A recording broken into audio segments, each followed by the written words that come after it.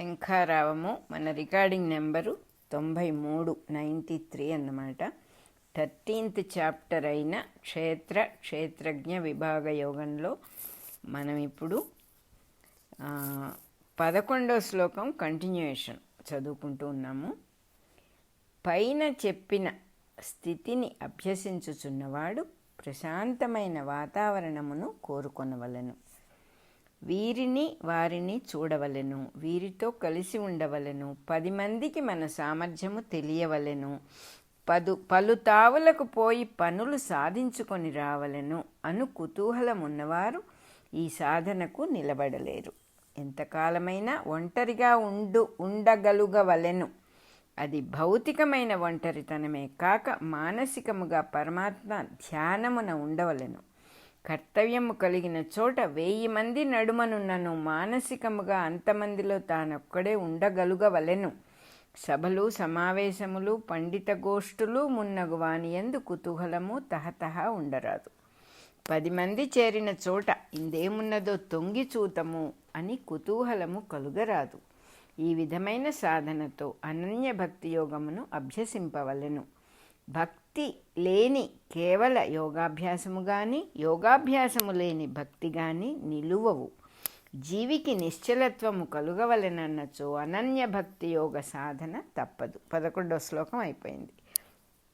ఈ సాధనతో వ్యక్తులలోనూ వస్తువులలోనూ గల అంతర్యామియందే మనస్సు నిలుచును గాని వ్యక్తులయందు వస్తువులయందు నిలువదు.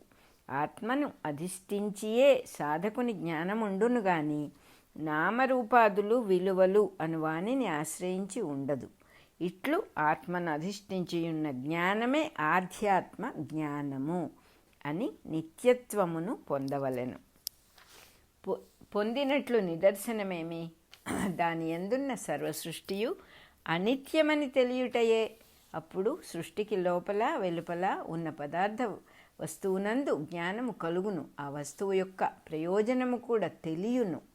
ఇంతకును ఆత్మవస్తువు యొక్క ప్రయోజనమేమి? దర్శనమే ప్రయోజనము. ఇదియే సరి అయిన జ్ఞానము. దీనిని ఆశ్రయించుకొని ఉన్న ఇతర వస్తువుల యందు జ్ఞానమున్నచో అది అజ్ఞానమే గాని మరి ఒకటి కాదు. మన చేతిని చూచుకొని మనకన్నా వేరు వస్తువుగా గుర్తించినచో అది జ్ఞానం ఎట్లగును? సత్యము కానిది జ్ఞానము కాదు. 12వ శ్లోకం అయిపోయింది. క్షేత్రజ్ఞుడు అనువాని అధీనమున గల క్షేత్రమునందు పై చెప్పిన జ్ఞానమున్నది. దానిని క్షేత్రమైన తన దేహమునందు సాధించుకొనవలెను. అటుపైన ఈ సృష్టి సమస్తమునందును సాధించుకొనవలెను. క్షేత్రమునందు సాధన చేయుచున్నప్పుడు ఆత్మజ్ఞానం అనబడును. సమస్తమునందును సాధించుట ప్రారంభించినది మొదలు బ్రహ్మజ్ఞానము అనబడును. దానినే జ్ఞేయమని కూడా చెప్పుదురు. జ్ఞేయము అనగా తెలియదగినది. ఏమని తెలియదగినది? ఆది మధ్యము అంతము లేనిది అని తెలియదగినది. చూచుచున్న వానిని మించినదని, చూచుచున్నవాడు తనలో భాగమని తెలియవలెను. దానిని నిత్యము స్మరించుచుండుటయే ఆ పరబ్రహ్మోపాసనము. అది ఈ సమస్తమును తన యందిముడ్చుకొని ఉన్నది. ఈ సమస్తమును దాని నుండి వచ్చుచూ పోవుచుండును కనుక ఈ సమస్తమునకు ఉండుట గాని లేకుండుట గాని ఉండును.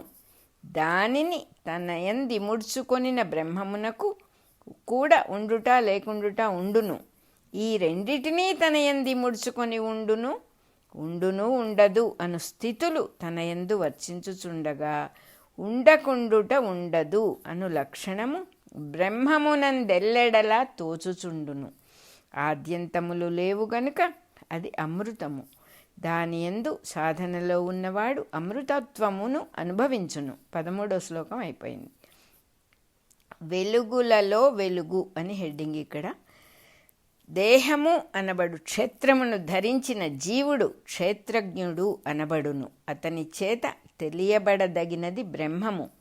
అది అన్నిటి యందును అంతర్యామిగా ఉండును గనుక దానికి ఉండుట లేకుండుట అనున్నవి లేవు. సినిమా ప్రారంభించుట అయిపోవుట ఉండును గాని దానికి ఆధారమైన తెర ప్రతిదినము ప్రారంభించుట అయిపోవుట ఉండవు. అట్లే పరబ్రహ్మమునకు ఉండుట లేకుండుట అనునవి లేవు కనుక అది శాశ్వతము, సనాతనము అనబడును. జీవుడు గర్భమున పడినప్పుడు తల, కాళ్ళు, చేతులు, కన్నులు, ముక్కు, నోరు అని వేరుగా ఏర్పడి ఉండవు. దేహము పెరిగిన కొలదియు అవి వేరగును. అట్లే పరబ్రహ్మమునందు సృష్టి అంతయు పుట్టుచున్నను. సృష్టి భేదములు పరబ్రహ్మమునకు లేవు. అందరి దేహములు, కన్నులు, ముక్కులు, చెవులు దాని యందు పుట్టుచుండును. ఈ పరబ్రహ్మము మాత్రం అందరి యందును చెవులుగాను, ముక్కులుగాను, నోళ్లుగాను, కాళ్ళు, చేతులుగాను ఒక్కడే పనిచేయుచుండును. ఆ పరబ్రహ్మమునందు పై చెప్పిన విభాగము లేకపోవుట వలననే ఇట్లు పనిచేయుట సాధ్యపడుచున్నది. కాఫీలో వాడిన చక్కెర కాఫీలో భాగమైపోవును, ఇంకొక దానికి వాడుకొనుటకు పనికిరాదు. అట్లే మైసూరు పాకమున వాడబడిన చక్కెర మైసూరు పాకమై ఇంకొక దానికి వాడుకొనుటకు పనికిరాదు. అట్లుగాక డబ్బాలోనున్న చక్కెర దేని కొరకైనను వాడుటకు పనికి వచ్చును. అట్టిదే తెలియదగినదైన బ్రహ్మము ఈ సమస్తమునకు ఆధారమై ఉన్నది గాని దేని యందును చిక్కుకొని ఉండదు. ఈ సృష్టిలోని గుణములను అనుభవించుచుండును గాని తనకు ఆ గుణములు ఉండవు. ఈ బ్రహ్మమే జీవులకు లోపల వెలుపల ఉన్నది. లోపల వెలుపల అను భేదమే సృష్టి గాని మిగిలినదంతయు బ్రహ్మమే. దానియందు అన్నీయు కదలుచుండును గనుక అది కదలక స్థిరముగా ఉండును. 14వ శ్లోకం అయిపోయింది. పై విధముగా కదలునది కదలనిది కూడా తానుగానే ఉన్నది బ్రహ్మము.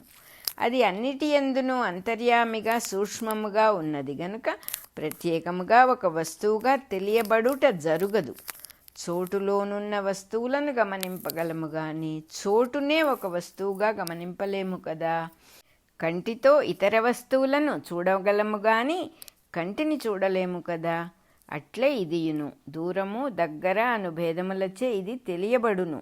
జీవులచే విభజింపబడకుండియు వేర్వేరు జీవులుగా ఉన్నట్లు కనిపించును.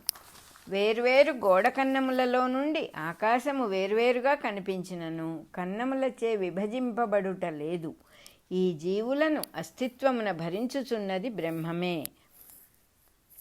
జీవులను పుట్టించుచున్న స్థితిలో తానే వాని రూపములుగా వెలువడుచున్నది. మాయము చేయుచున్నట్లు కనిపించుచు ఈ జీవుల రూపమున తనలో తానే మాయమగుచున్నది. 15, 16, 17 శ్లోకాలు అయిపోయినాయి. ప్రకృతి వికృతి అని ఇక్కడ హెడ్డింగ్. వెలుగుచున్న దీపములు అనేకములున్నను అందున్న అగ్ని ఒకటే కదా. అట్లే ఒకే పరబ్రహ్మము ఇందరు జీవులుగా కనిపించుచున్నది. చీకటిలో అనేక దీపములు కనిపించినట్లు అజ్ఞానమును చీకటి వలన అనేక జీవులుగా ఏర్పడును. దానితో తెలుసుకొనివాడు తెలియబడునది తెలియుట అను భేదములేర్పడి ఆ భేదములలో అంతమగుచుండును. అందరి హృదయములందును అది ఒక్కటియే ఉన్నను చూచువాడు చూడబడువాడు చూచుట అను భేదములుగా ఏర్పడుచున్నది. క్షేత్రము జ్ఞానము జ్ఞేయము అనబడు మూడును ఈ విధముగా వివరింపబడినవి. నా భక్తుడై ఎవడు దీనిని తెలుసుకొనునో వాడు నేనుగా ఉండుటకు కావలసిన అర్హత పొందును. తెలియబడునది తెలుసుకొనువాడు వేరువేరుగా గమనింపబడుట అజ్ఞానము. దాని వలన మనము పరబ్రహ్మముగా అనుభవము పొందుట జరుగదు. జీవులుగా మాత్రమే అనుభవము పొందుదుము. తెలిసికొనుట మొదలగువన్నీయు ప్రకృతి యొక్క గుణములు. అవి ప్రకృతి నుండి వెలువడుచున్నవి. మట్టితో కుండ చేసినప్పుడు నీటిని భరింపగల గుణము వెలువడుచున్నది కదా. అట్లే సృష్టియందు ప్రకృతి నుండి గుణములు వెలువడుచున్నవి. ప్రకృతి అనగా స్వభావము. ప్రకృతి పురుషుడు శాశ్వతమూర్తులై సృష్టిలో ఉన్నారు. వారు ఆది అంతము లేక అస్తిత్వము కలిగి ఉండగా వారి నుండి సృష్టి పుట్టుచున్నది. ప్రకృతి యొక్క వికారములే సృష్టి. వికారములనగా మార్పులు. మట్టితో కుండ చేసినప్పుడు అది మట్టి యొక్క వికారము అనబడును. వస్త్రములన్నీయు పత్తి యొక్క వికారములు. ఈ వికారములతో పాటు గుణములు కూడా పుట్టుచున్నవి. మిరప చెట్టున మిరపకాయ పుట్టి పెరుగుటలో కారము పెట్టునట్టి గుణము కూడా ప్రకాశించును. మొగ్గ పుట్టి పుష్పమగుటలో రేఖలు రంగులు పరిమళములు ప్రకాశించును. అట్లే సృష్టి పెరుగుటయందు ప్రకృతి గుణములు ప్రకాశించుచుండును. 18, 19, 20 శ్లోకాలు అయిపోయినాయి. మన రికార్డింగ్ నెంబర్ 93 కూడా అయిపోయింది.